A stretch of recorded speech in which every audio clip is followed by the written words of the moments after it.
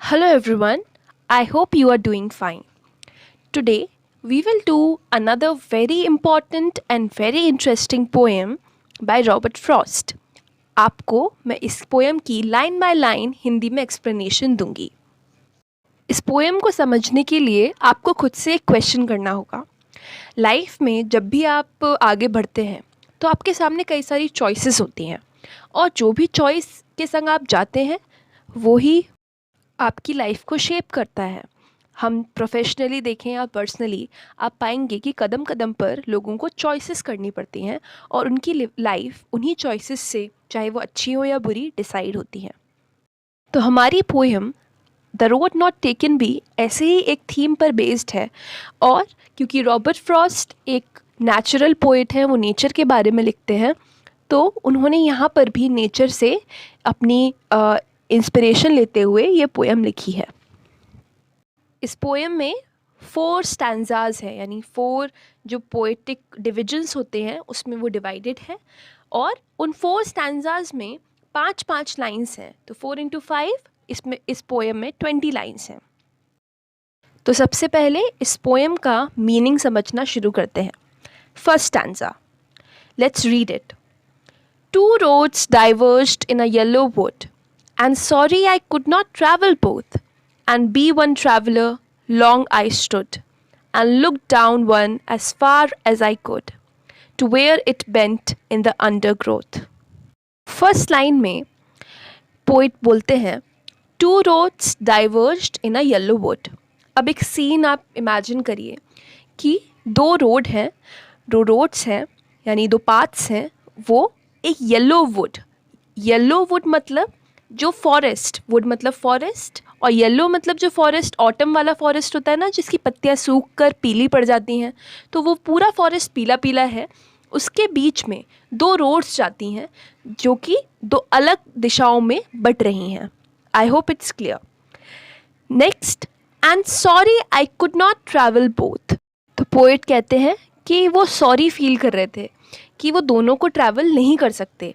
आपको भी अगर चलते चलते 2 रास्ते मिलें और आपको आगे चलना ही है, तो आपको भी लगेगा कि कौन से रास्ते पर जाऊं और कौन से रास्ते पर नहीं जाऊं, किसी एक को आपको छोड़ना पड़ेगा. इसीलिए वो सॉरी फील कर रहे हैं. Third line, and be one traveller long I stood. और एक ट्रैवलर होते हुए, मतलब मैं एक ट्रैवलर था इसलिए मैं काफ़ी देर तक खड़ा रहा वहाँ पर. होता है ना, जब हमें चूज़ करना होता है तो काफ़ी देर तक हम पॉज लेते हैं, सोचते रहते हैं कि ये लूँ या ये लूँ.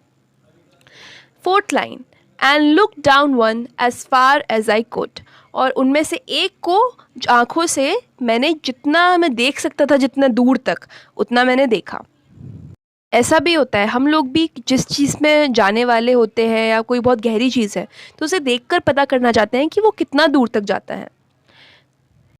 और कहाँ तक देखा मैंने, जहाँ पर वो अंडर ग्रोथ में जाकर बेंट हो गया, रास्ता मुड़ गया. कहाँ पर जाकर? अंडर ग्रोथ में. अब अंडर ग्रोथ का मतलब क्या होता है, जो कि 5th लाइन का लास्ट वर्ड है, dense growth of plants and bushes. मतलब बहुत सारे प्लांट्स के बीच में वो रास्ता कहीं मुड़ा और खो गया. वहाँ तक पोएट उसे देख पाया. नाउ सेकेंड स्टैंजा शुरू होता है. Then took the other as just as fair, and having perhaps the better claim, because it was grassy and wanted wear, though as for that the passing there had won them really about the same. Now first line, then took the other as just as fair. तो last stanza में वो देख तो एक road की तरफ रहे थे, लेकिन इस स्टैंजा में उन्होंने दूसरी रोड चुन ली जो कि उतनी ही अच्छी, उतनी ही फेयर लग रही थी. Second line, and having perhaps the better claim. और जिसका क्लेम बेटर लग रहा था, जो कि ज़्यादा उम्मीदवार लग रही थी, ज़्यादा डिज़र्विंग लग रही थी कि हाँ, इस पर चलना चाहिए. क्यों लग रही थी? Third line, because it was grassy and wanted wear. क्योंकि वो बहुत ग्रासी थी और ऐसा लग रहा था कि उस पर थोड़ा चलने की ज़रूरत है. अब ग्रासी वो रोड होगी, ग्रासी, जिस पे कम चलाया जाएगा. आप देखिएगा जो मैदान पे बहुत चलते फिरते हैं लोग, वो बिल्कुल काफ़ी साफ सा पड़ा रहता है, और जिस पे कोई नहीं चलता वहाँ पे ग्रास, वीड्स उगाते हैं. अब है एंड वांटेड वेयर. अब वांटेड वेयर मतलब वेयर यहाँ पर जो इस शब्द का यूज़ हुआ है, वैसे तो हम जानते हैं कि पहनने से, और वेयर का मतलब होता है किसी चीज़ को घिस डालना। अगर आप एक कपड़ा बार बार पहनते हैं तो आप उसे वेयरी बना देते हैं, ठीक है। और जिसे नहीं पहनते वो बिल्कुल नया रहता है। तो वो रास्ता भी उस कपड़े की तरह वो चाहता था कि उस पर भी चला जाए, उसको भी घिसा जाए। Fourth line, though as for that the passing there had worn them really about the same. अब इन दो लास्ट लाइन्स का मतलब है कि लेकिन जो लोग वहाँ से पास हुए होंगे, जितने भी लोगों ने वहाँ पे दोनों को पास किया, उन पे चल के गए, तो लगभग सेम ही था दोनों का, जो दिखने में वो सेम ही थे। लगभग लग रहा था कि लोगों ने उन पर एक जैसा ही चले हैं। लास्ट लाइन में जो वर्न शब्द है वो वेयर का पास्ट फॉर्म है, थर्ड फॉर्म है। Now third stanza, and both that morning equally ले in leaves no step had trodden black. Oh, I kept the first for another day, yet knowing how way leads on to way, I doubted if I should ever come back.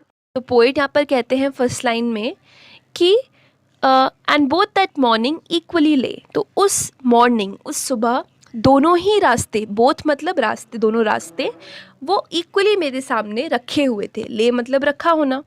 Second line, in leaves no step had trodden black. उन रास्तों पर जो leaves बिखरी हुई थी, yellow woods हैं, yellow yellow leaves थी, तो कोई भी स्टेप का निशान नहीं था, किसी भी कदम का जो ब्लैक निशान होता है ना, जब हम चलते हैं तो उसके जो निशान रह जाते हैं ब्लैक, वो नहीं थे वहाँ पे। Third line, oh I kept the first for another day. यहाँ पर ये इंपॉर्टेंट लाइन है क्योंकि पोएट यहाँ पे डिसीजन बना रहे हैं। उन्होंने डिसीजन लिया कि वो फर्स्ट वाली जो थी ना रोड, यानी जो पाथ था, उन्होंने किसी और दिन के लिए रख लिया। मतलब आज वो नहीं चुन रहे हैं, वो आज कौन सी चुन रहे हैं, सेकंड वाली, फर्स्ट वाली किसी और दिन के लिए। Fourth line, yet knowing how way Leeds on two way, लेकिन ये जानते हुए भी कि एक वे दूसरे वे पे जाता है। रास्ता चुन लेते हैं तो उसके बाद वो रास्ता लौट के नहीं आता, उससे और सारे रास्ते निकल पड़ते हैं और हम उन रास्तों में से चुनना होता है। फिर हम चलते चलते चलते इतना दूर आ जाते हैं कि हम कभी वापस आ ही नहीं पाते। कभी पोएट को ये वाली चॉइस करने को वापस नहीं मिलेगी। फिर भी उन्होंने फर्स्ट वाला ना चुनकर सेकंड वाला चुना और फर्स्ट वाले को किसी और दिन के लिए टाल दिया। आई doubted if I should ever come back, लेकिन मुझे डाउट था कि मैं कभी वापस आऊँगा भी। Last stanza, I shall be telling this with a sigh, somewhere ages and ages hence, two roads diverged in a wood, and I took the one less travelled by, and that has made all the difference. Now look at the beautiful ending stanza. First line, I shall be telling this with a sigh. Poet कहते हैं कि मैं किसी दिन ये एक साय के साथ बता रहा हूँ। अब साय मीन्स ऐसे लंबी सांस छोड़ते हैं ना हम कोई डिसअपॉइंटमेंट में या फिर सोचते हुए कुछ ऐसे तो वो sigh. Somewhere ages and ages hence, यानी और ये कब बता रहा हूँगा, बहुत दिनों बाद, जब मैंने चॉइस की उसके बहुत दिनों बाद, एजेस एंड एजेस, बरसों बाद। Two roads diverged in a wood and I took the one less travelled by. और क्या बता रहे होंगे वो बरसों बाद, कि दो रोड्स एक दिन, जो कि फर्स्ट लाइन थी इस पोएम की, वो एक येलो वुड में डिवाइड हो रहे थे, दो रोड्स जा रहे थे, और मैंने कौन सा चुना, जो कि कम ट्रैवल्ड था, जिस पे कम लोगों ने चला हुआ था, और उसने ही सारा डिफरेंस आज बना दिया है। फ्यूचर में जब आप कहीं पहुंच जाएंगे तब आप बताएंगे कि क्योंकि आपने अपने मन की सुनी, इसलिए आज आप उस जगह पर पहुंच पाए। अगर आपने हैरी पॉटर मूवी देखी हो तो उसमें भी एक कोट है कि it is our choices Harry that show what we truly are, far more than our abilities. हमारी क्षमताओं से ज़्यादा हमारी चॉइसेस, हमारे जो चयन है, चुनने की शक्ति है, वो हमें बताती है कि हम कौन हैं। और सिंपली इस पोएम का मतलब ये भी समझा जा सकता है कि लाइफ में हम जो भी चॉइसेस करते हैं, उन चॉइसेस के आगे और चॉइसेस बनती चली जाती हैं और हम कभी उनसे वापस नहीं लौट सकते। ये पोएम सबसे पहले 1915 यानी 1915 में द अटलांटिक मंथली, जो कि एक मैगज़ीन है, उसमें पब्लिश हुई। उसके एक साल बाद यानी 1916 में ये फ्रॉस्ट के पोइट्री कलेक्शन माउंटेन इंटरवल की पहली पोएम बनी। इस पोएम की राइम स्कीम है हर स्टैंजा की A-B-A-A-B। आई होप ये वीडियो आपके लिए हेल्पफुल रही होगी and please let me know in the comments if you have any recommendations और मैं कहाँ पर इम्प्रूव कर सकती हूँ, क्या ऐड कर सकती हूँ। थैंक नेक्स्ट वीडियो के लिए मुझे भी एक रोड चुननी होगी कि ग्रामर करूँ कि लिटरेचर। हाँ, बैड जोक।